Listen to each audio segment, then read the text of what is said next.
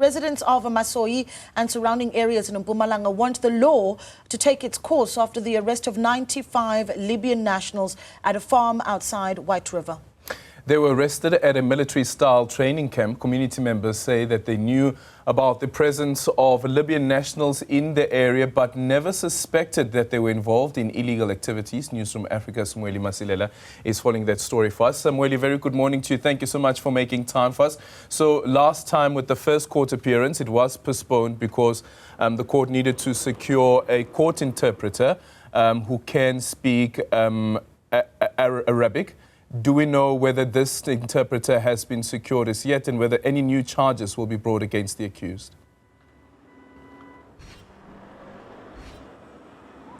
Aldrin, you were here as a colleague last week and you've seen how difficult it was to communicate with those 95 Libyan nationals. Even during the time of their arrest, police struggled to communicate. And I remember very well when we were at the scene, some of the police officers had to assist them and make sure that they accompanied them as they collected their bags to get in to those different vehicles from immigration as well as the police. And we're yet to get information if indeed, Aldrin, that particular interpreter has been secured so that those proceedings can be smooth in court. But here in Mkandizweni, which is a place you also visited the last time you were here, Aldrin, what I'm getting from the side of the communities is that they still can't believe that what was happening around here was something that is considered to be illegal. And depending also on who you speak to, some are saying that these are people who are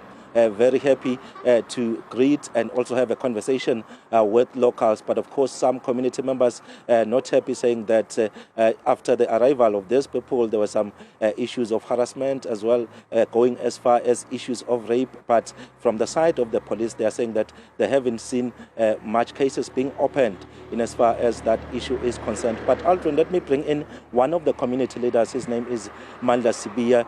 You are one of the people staying in this community.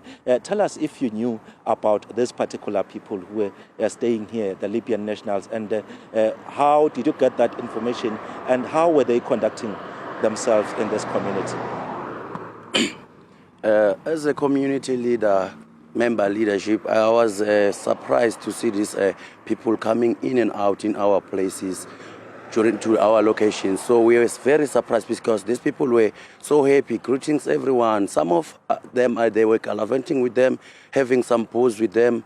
I, as a Muslim, also invited them into my house because we shared some kitabs, which they called Muslim books. In Arabic, they called it kitabs. So I invited them in, so I even spent some food to give them.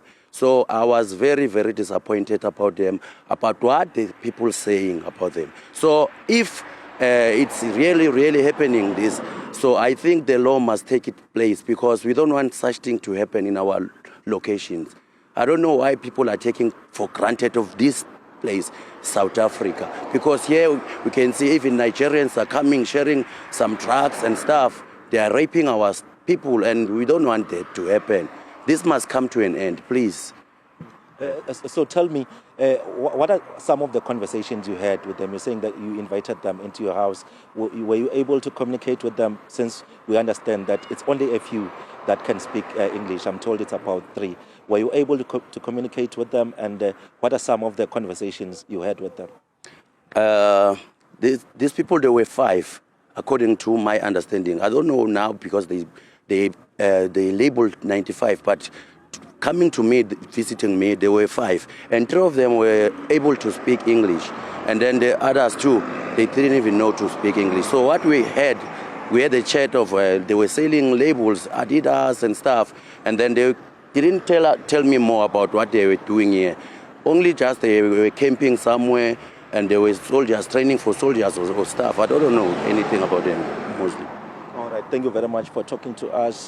That's one of the community leaders, Aldrin, telling us about his experiences with some of those Libyan nationals who were part of this community. Of course, quite strong sentiments from his side. We know that not all foreign nationals should be actually accused of rape and other criminal activities. We know that as much as there are those who will be found to be on the wrong side of the law, law enforcement agencies are actually the right people to deal with that particular issue. So we'll continue having a conversation, Aldrin, with other community members as we move around, because as we have heard, there's different views in terms of what has happened. Some are saying that they had a good time with them, while others are complaining about some of those activities that were happening in the community, Aldrin.